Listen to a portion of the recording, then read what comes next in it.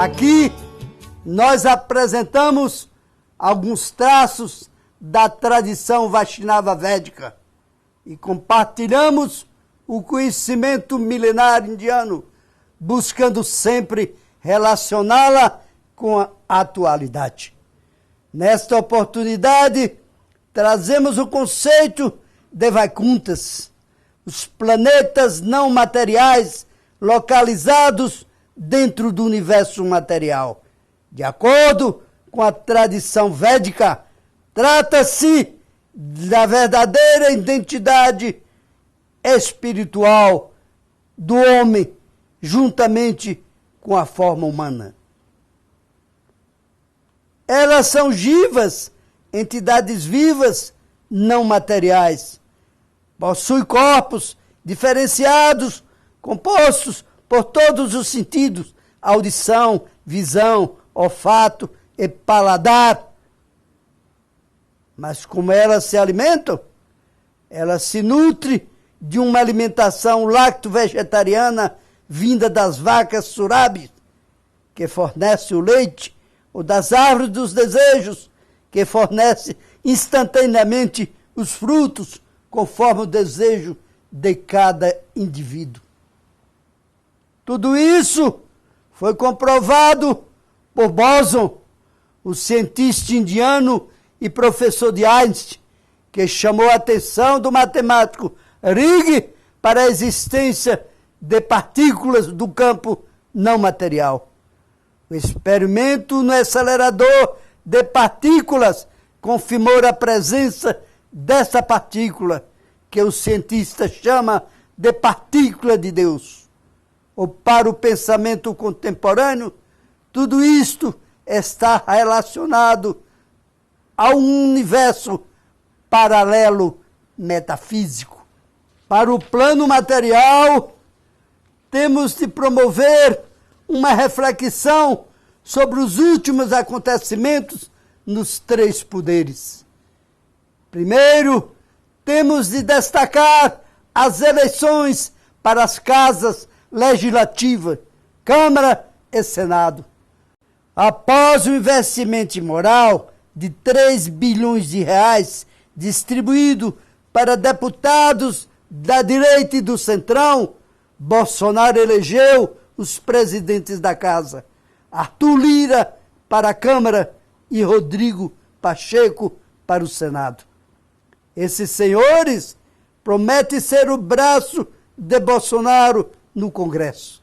Como presidentes, eles vão aderir às pautas do Executivo, colocando em prática a retirada de direitos dos servidores com a reforma administrativa, de privatização dos bancos públicos, de autonomia do Banco Central e uma política armamentista e de legitimação da violência estatal, com a excludente ilicitude que afeta principalmente a população pobre e preta no Brasil.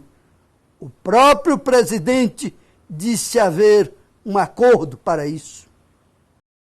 Moro foi elevado à miséria, com o resultado que Bolsonaro armou e articulou contra ele. Moro tinha conseguido exercer domínio sobre as comissões no Congresso e contava com o apoio da presidência. O objetivo de Moro era reformar a Constituição e implantar a segunda instância, a prisão em segunda instância, para continuar oprimindo e pressionando as pessoas livres, libertárias, como o presidente Lula.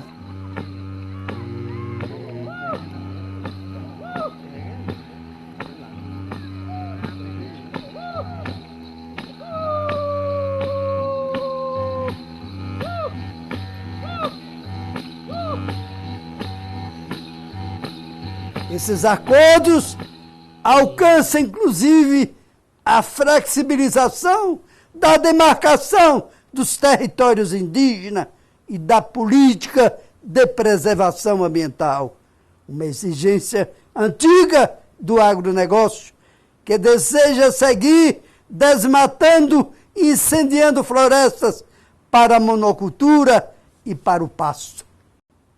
O governo Bolsonaro, a sua agenda de retrocesso está no ponto para se tornar realidade, o que vai agravar a crise entre os mais pobres, aumentando a fome e a miséria.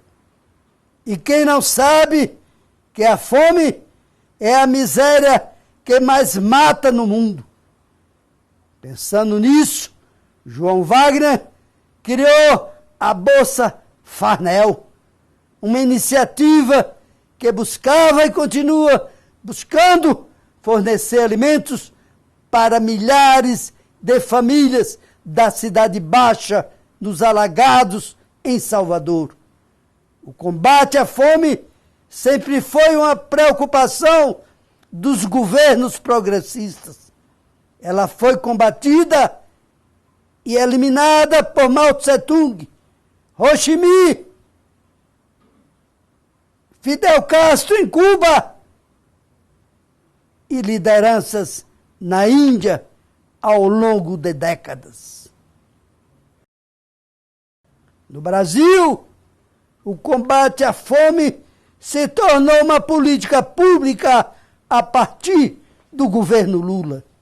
Afinal, foi Lula quem ampliou a cobertura do programa para tirar 45 milhões de brasileiros da miséria extrema e foi mantido no governo de Dilma com o Brasil sem miséria. A luta do presidente operário foi oferecer, no mínimo, 3 refeições diárias para cada uma pessoa. A Bolsa Família se tornou uma referência para o mundo, sendo reconhecida pela Organização das Nações Unidas como um dos principais e mais efetivos programas de governo da atualidade. Por tamanho, protagonismo e reconhecimento mundial. O imperialismo conspirou para a condenação do ex-presidente e para a suspensão de seus direitos políticos. Na pessoa do juiz Sérgio Moro e outros procuradores, a Operação Lava Jato ganhou destaque no mundo, maculando a imagem do maior estadista que o Brasil já teve. Sérgio Moro articulou, junto com Deltan Dallagnol, um espetáculo midiático no qual apontava Lula como chefe do crime organizado. Uma farsa que foi desmentida após o vazamento de conversas entre o núcleo da Operação Lava Jato e o juiz Sérgio Moro. Uma série de reportagens no site Intercept Brasil mostra o juiz articulando e coordenando ações que levaram à condenação de Lula. O presidente já sentou no banco dos réus, condenado pela conspiração de Moro. Mas foi ele o responsável pela eleição de Bolsonaro, já que tirou da corrida eleitoral o único candidato que derrotaria Bolsonaro. A trama se tornou tão evidente que o próprio líder bolsonarista no Congresso já afirmou que tudo não passava de um plano para tirar Lula do cenário político. E assim aconteceu. Contudo, após o vazamento dessas conversas, a defesa do presidente busca suspender os efeitos da condenação. Nas últimas semanas, o ministro do Supremo Tribunal Federal, Ricardo Lewandowski, permitiu que os advogados de Lula acessem o conteúdo integral dessas conversas, embora já se saiba o teor do texto. A defesa precisa lutar para a derrubada do julgamento e trazer o ex-presidente de volta ao jogo, ao espaço político. Nestas condições, é necessário que a população brasileira tome os rumos desta democracia, tendo Lula como candidato em 2022. Mas, para isso, o Supremo precisa julgar a injustiça cometida contra o ex-presidente e derrubar a decisão parcial e ideológica de Moro. A partir de agora, toma a iniciativa de clamar pela candidatura de Lula, tendo o senador Paim como seu vice. Retirar 45 milhões de pessoas da miséria é tarefa para quem busca um país melhor, mais humano, mais evoluído e solidário. Não é armando as pessoas, na verdade, não é armando os mais ricos que conseguiremos avançar como nação.